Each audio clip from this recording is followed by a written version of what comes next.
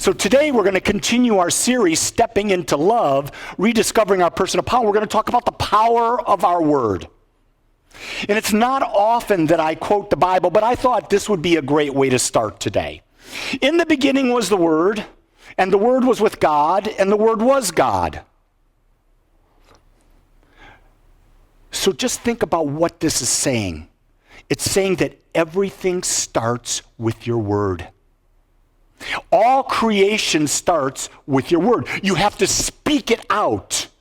And when you speak out, you're putting your word, the idea, into a creative medium that takes your word and creates from it. Do you get that? So while it's our thoughts change our thinking, change your thoughts, change your thinking, your word is an expression of your thoughts, is it not?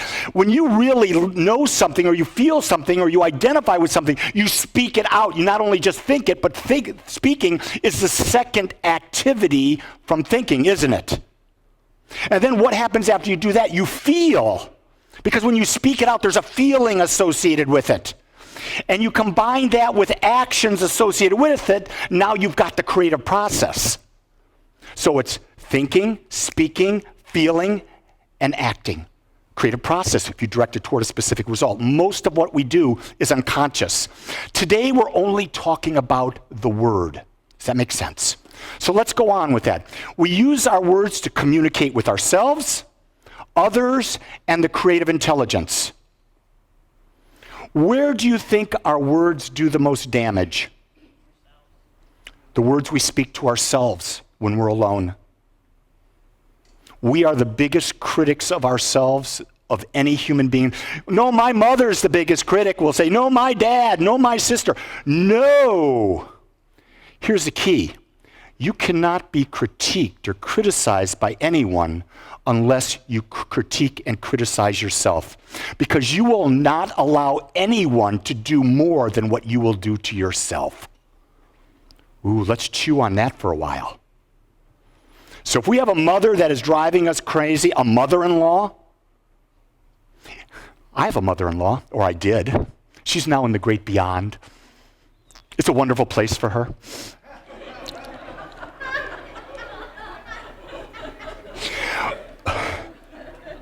I had to learn love with my mother-in-law. And it wasn't easy. And I wasn't this way when I met my wife 48 and a half years ago. I was not this way. I want you to know, I was a guy's guy. I had no brain. Do you remember, guys, do you remember when you were like 20, 21? You had no brain. It was all impulse. It was the divine urge. You didn't laugh at that? That was a good one. I was just saying. Well, my mother-in-law was very controlling, alcoholic, verbally abusive, physically abusive. I knew all this stuff, wanted to control our life, loved me to the moment we got engaged. The second we got engaged, all of a sudden I was the Antichrist. Why? Because she knew she couldn't control the daughter anymore. I was too strong for that. I would not allow that to happen. And so they didn't even come to our wedding. They backed out of our wedding. So they didn't come to our wedding. And guess what? We continued for 5 years not seeing them. And then we sort of said, maybe there's a way to allow them into our life. And we gradually built that until we could look at her and accept her just the way she is. And realize this, that as much negative as she presented, there was as much good. Are you really hearing that? Because right now we've become so damn polarized. We've been listening to this BS word that's out on the media. I don't care if it's CNN, Fox News, MSNBC, Facebook. I don't care what media you're looking at. It's slanted. It's skewed. You realize the second you choose one opinion that's out in the media, you alienate half of the people from you. Why would you do that? Here's the other thing. As much as you may dislike something over here, you don't realize there's as much good to balance it out. You're just not seeing it. Because in the universe, everything must be in balance or the universe would self-destruct. It's just the law of physics. Do you get that? I'm really asking you to think about this because I don't want you using your word promoting a one-sided life, because what is the opium of the masses? That you can be happy all the time. That's the opioid that's created all of this depression, all of this anxiety. All of that is we've set an unrealistic expectation for us. We're vocalizing it with our word, and then we realize we'll never have that in our lives because it's impossible to be one-sided. It is impossible not to have balance. You violate the laws of the universe. It's real interesting that there's this big movement on diversity. You know what? I'm not about diversity in any way, shape, form, or fashion. Because the second you focus on diversity, you cause separation. Do you get that? So from the platform, and as I teach at Agape, I will never talk about diversity, but I will always talk about inclusivity. We are inclusive of everything and everyone. Because guess what? We all come from the same source, which means we are brothers and sisters in infinite intelligence. And therefore, we must accept ourselves unique, whole, and perfect as we are, and honor that everyone else is unique, perfect, and as they are. And so I say that to you because it's got to be your word that you speak out into the universe to say that. As I do that, I'm asked my political views. And so I'm going to give you the political views that I feel are totally aligned with the teachings of religious science. I believe that everyone on this planet should be guaranteed equal opportunity. I don't care what you are, what your background is, you should be guaranteed equal opportunity. However, you are not guaranteed equal results. You are given the results based on how you use the universal principles to create your life. It's based on how you choose to use that power. It's not guaranteed to you. You're guaranteed the right. You have the same power as anyone else, but you've got to use that power for what you want. So that's a pretty good political view, isn't it? This way I alienate no one because everyone has the same power. And everyone should have freedom to use that power no matter what their background. Our words have the power to create as well as destroy. Do you realize that? How many times have I spoken kind words to people and lifted them? How many times have I spoken judgmental words and destroyed them? We've all done it. To think that we haven't done it, that's a gross injustice to ourselves, isn't it?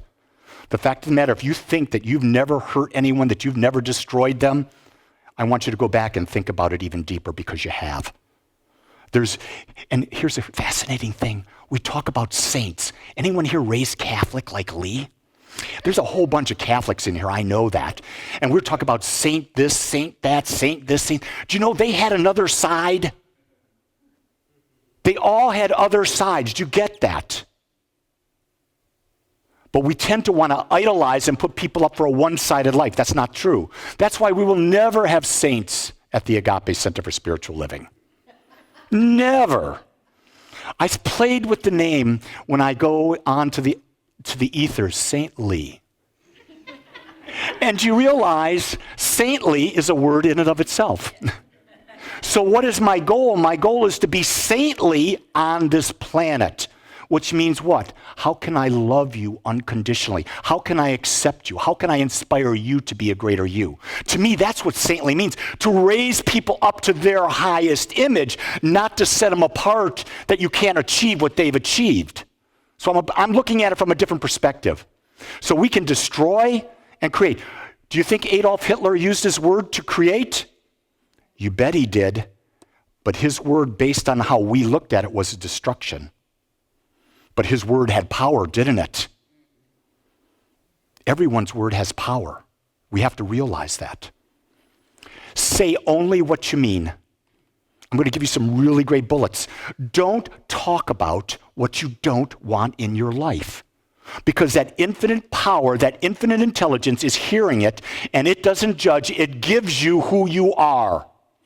What you speak most tells me what you believe most. What you believe most, it's given to you. You better say what you mean. People say, oh, I didn't mean. My greatest challenge was sarcasm. I was the master of sarcasm. You get me in a party, put one little drinky in, Lee. And my tongue just got loose, and I was master with the best of them. And I didn't realize it, but number one, I was hurting the other people. Number two, I was hurting myself. Because I wasn't saying what I meant. I was saying what I didn't mean, and that was attracting to me. Let's go to this. Don't gossip. Do you know how much of our communication is gossip and complaining? Almost 90% of everything we talk about is gossip and complaining. Do you realize how much better we would be if we just didn't talk? Here's the interesting thing. I've been married would you agree that 47 and a half years is a long time to be married? Would anyone agree that it's enough? No. But the point of the matter is, when you've been married that long, you go out to dinner and it's easy to be silent. Why? Because there wasn't anything relevant to speak about that wasn't gossip or complaining. So you ask the question before you talk, is this something I really want to put out into the world? Or is this something uplifting? I like to share. So when I got with Gene last night, after being in Denver for a full week, I wanted to share what I learned, share what my insights were. I wanted to share with Stephen. He wasn't as interested as it. He's smiling back there. He wasn't as interested. You know why he wasn't interested? Because he has different values than I do. That's really a key thing. People aren't interested. It's not because of you. It's they have different values, and you have to understand that. Their hierarchy of values is different than yours. And that's good, because no one's going to be the same. So don't gossip. Don't complain. Complaining is a prayer. Do you get that? You complain enough about something, you're going to get more of it.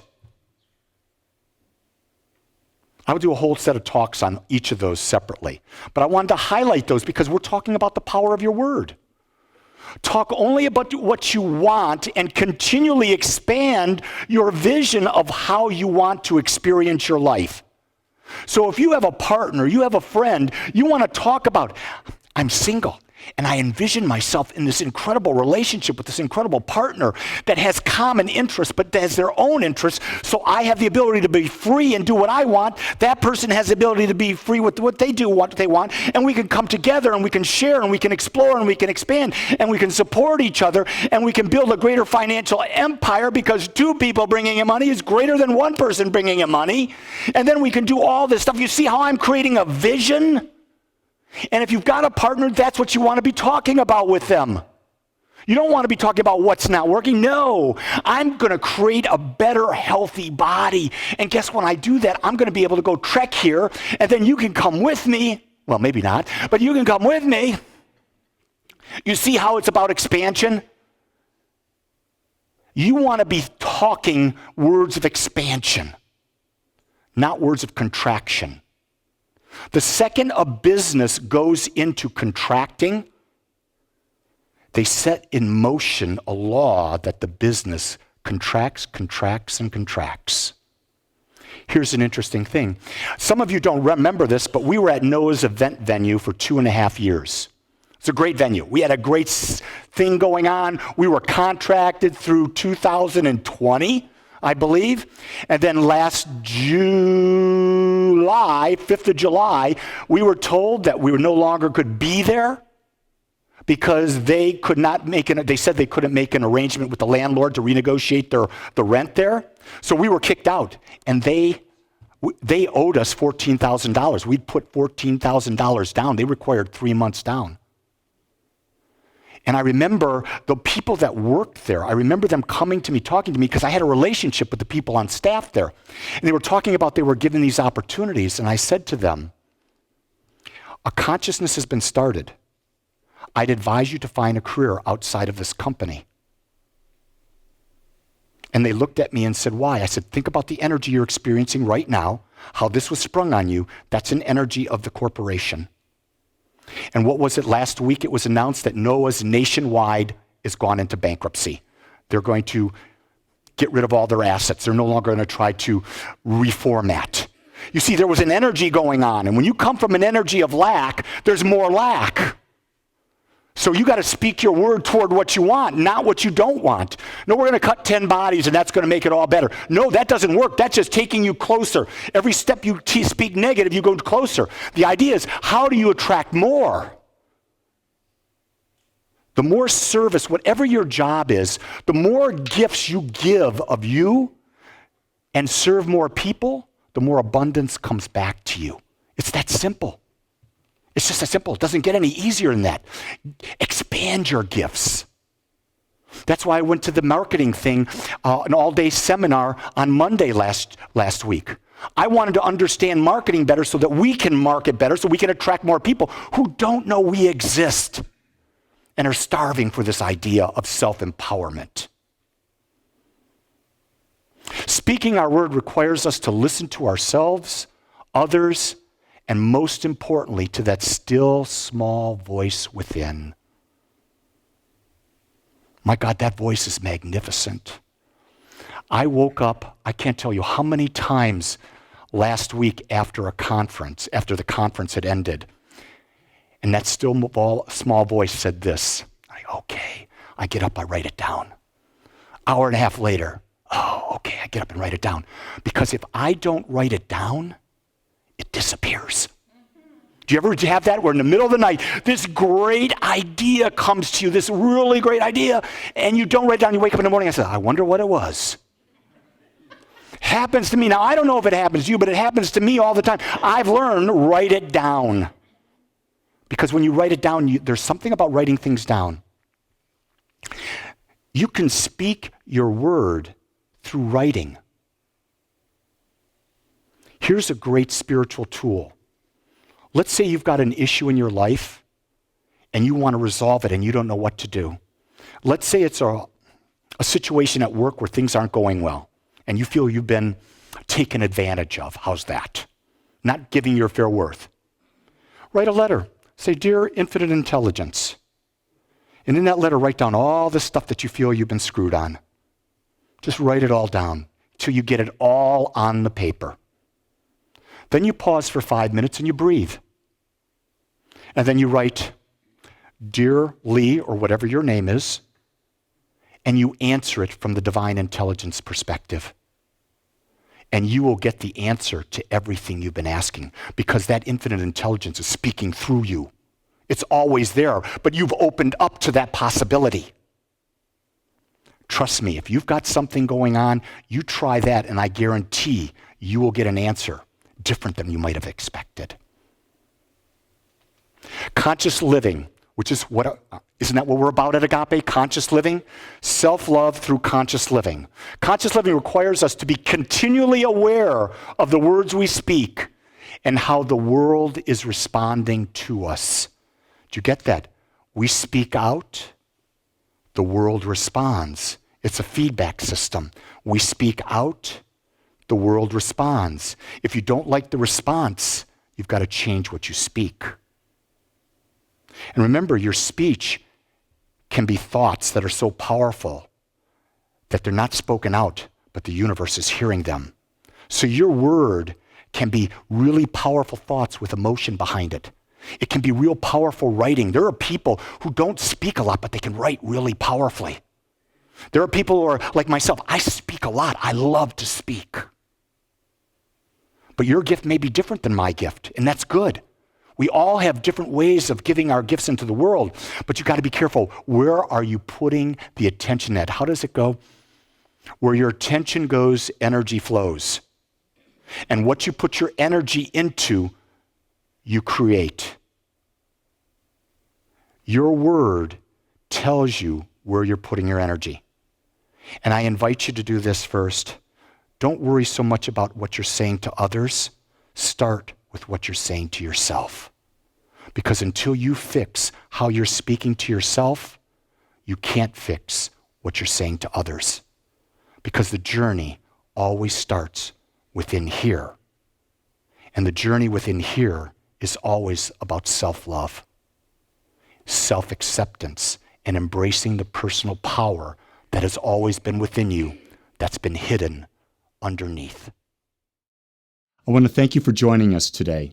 I'm so grateful that you took your time to watch or listen to this message.